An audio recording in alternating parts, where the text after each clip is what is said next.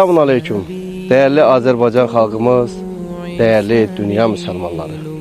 Bildiğiniz üzere 26 May Ərəfə günüdür. 27 May Qurban Bayramının birinci günüdür.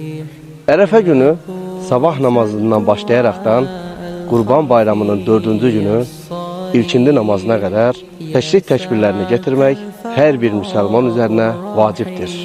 Təşrik təkbirləri: Allahu Ekber, Allahu Ekber, La ilahe illallahu, Vallahu Ekber, Allahu Ekber ve lillahil hamd.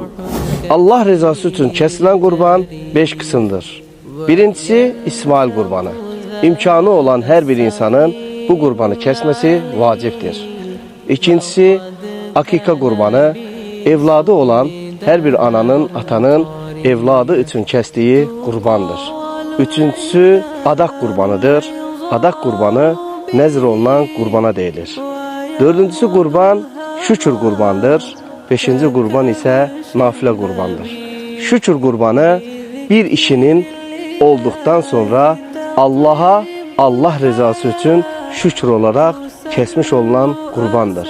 Allahu Teala kestiğiniz bütün kurbanlarınızı kabul eylesin.